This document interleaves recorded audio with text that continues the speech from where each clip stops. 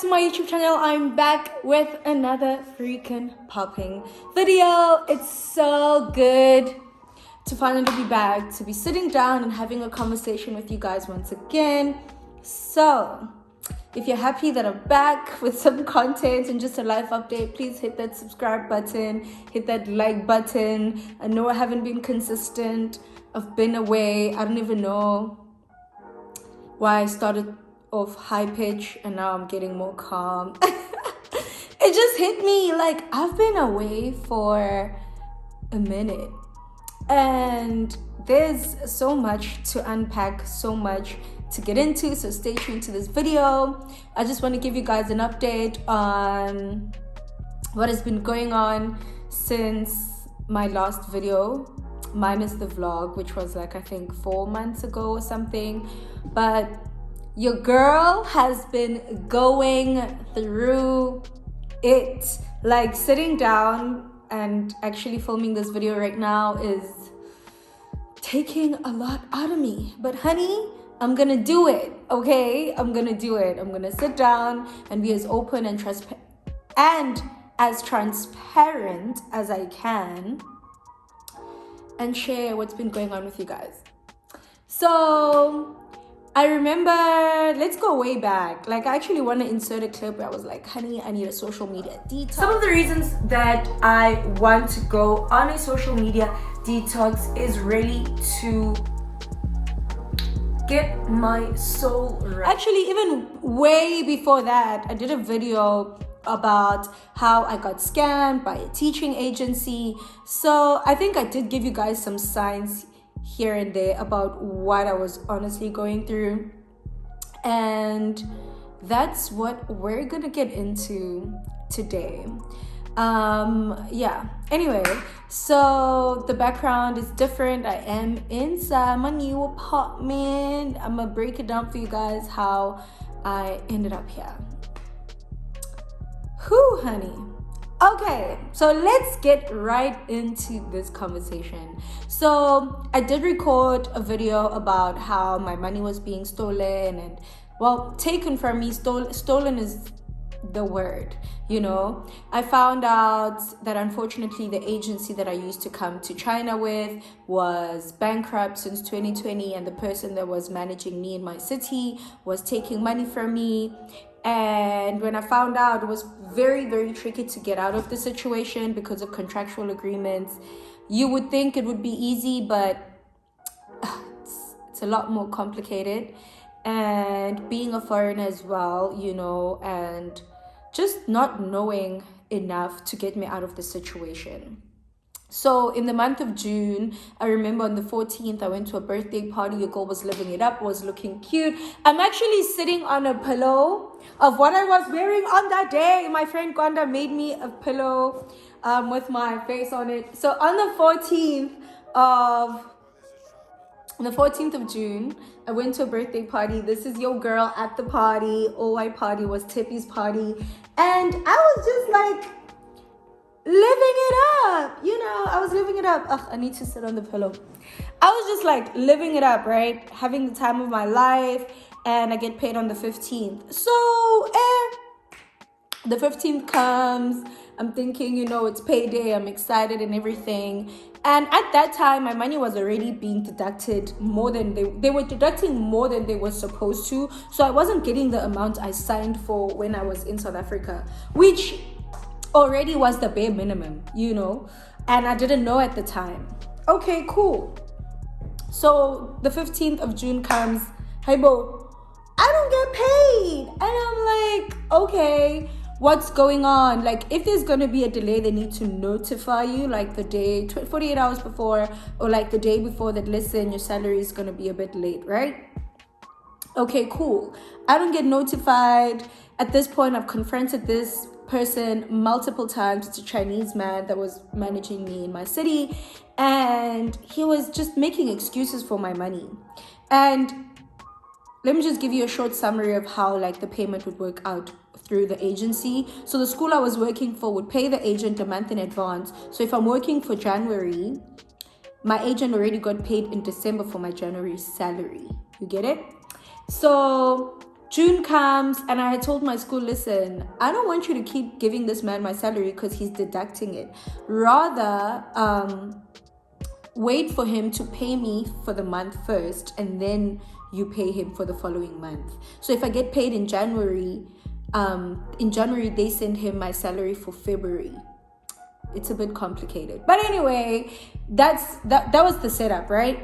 So June comes, he's like, the school didn't pay him. The school is like, but they paid you in May already for June, so what do you mean you don't have Tashi's salary?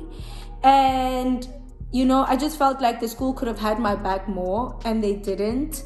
And I was distraught. I was not in a good financial state already, so I'm like, no, surely there's something the police can do, surely there's something immigration can do. I'm like, listen, tomorrow, like, I'm not going back to work, because how am I the only one that's going to be affected by this? Like, I can't continue working and I wasn't paid, so I don't go. I used that day to go to the police station, honey. They're like, no, you can't, there's nothing we can do for you. I'm like, yo, this man took my money. Like, where's my, like, hey, guys. Oh my gosh. It was just, like, it was a lot going on, right?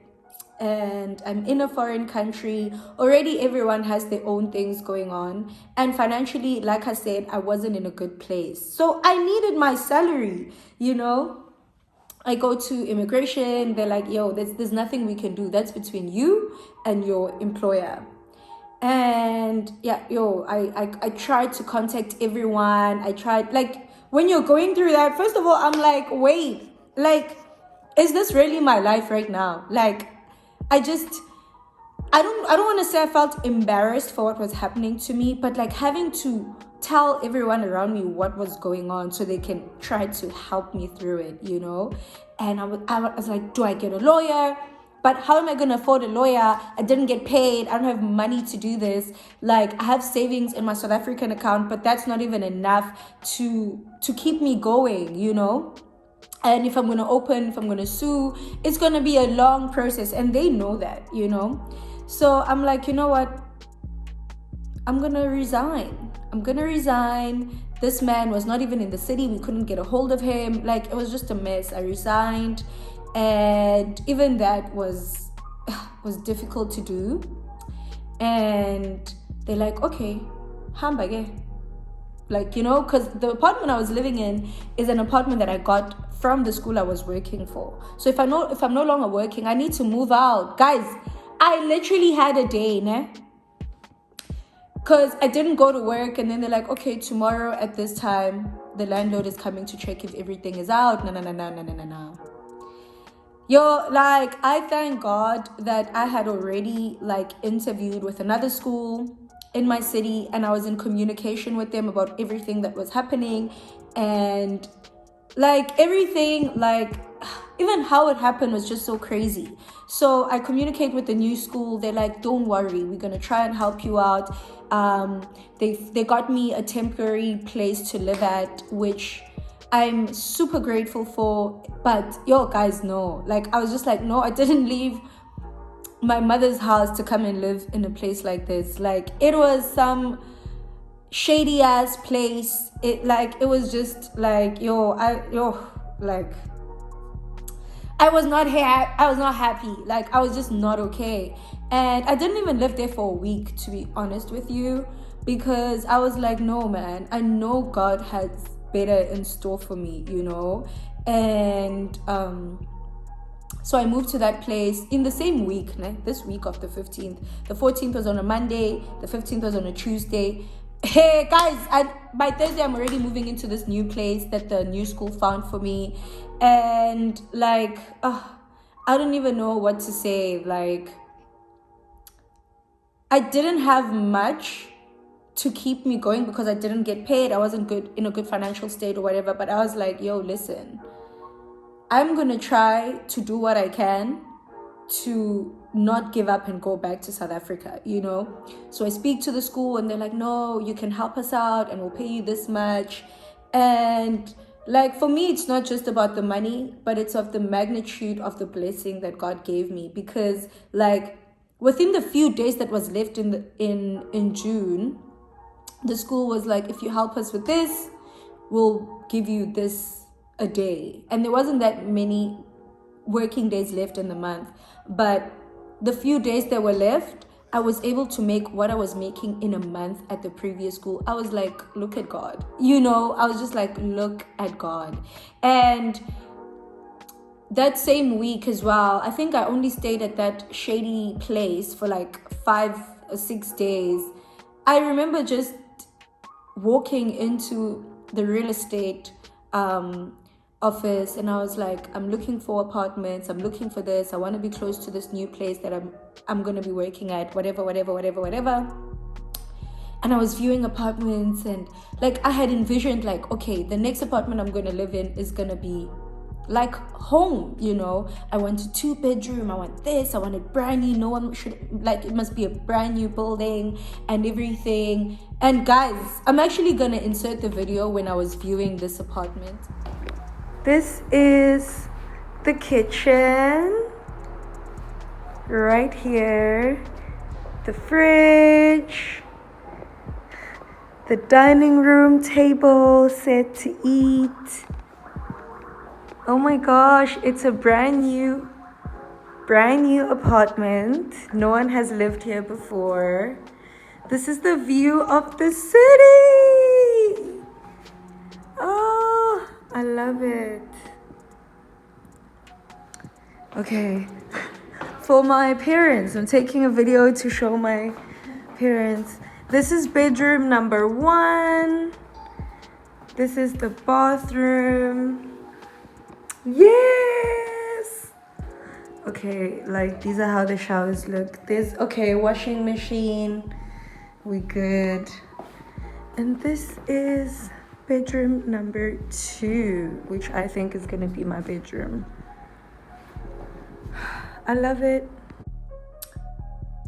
I was just like, I had nothing. I had nothing. And you need to understand that, well, when I mean I had nothing, I had no money. Like I didn't have money, but I was like, I'm going to find a way to make it work. And in China, you don't pay rent on a monthly basis. You pay quarterly, or like depending on your landlord as well, but you don't pay monthly. You pay every 3 months, every 4 months, or every 6 months, right? And by the grace of God, this was a brand new apartment. Beautiful neighborhood, like it's the burbs, okay? Like it's far from the city center, very far from where I used to live at. Same city, but the north of the city. And like the landlord allowed me to move in without me having the money to pay, and not like having the money to pay for a month, not like she wants me to pay for the first 3 months with deposits for the first 4 months. But the fact that she allowed me to move in at that time, on that day, for me was such a blessing, because I just I felt even more trapped in that environment that the new school placed me in. Like I was grateful and everything, but another thing I want to say is like, never limit what God can do. Like, yes, we can pray and expect God to get us out of situations, but if there's nothing that you're doing on your side, like, you're gonna be stuck. I didn't need to have a certain amount of money in my account. In fact, I had no money, but I believed that God was going to bless me and God was going to make a way for me, and he really, really did. That was a true test of my faith, and everything that has happened since has been a true test of my faith, because like in China, now I'm coming to the job aspect, right? I got into this beautiful apartment and everything, but now I can't legally work for the new school without being released from my previous school.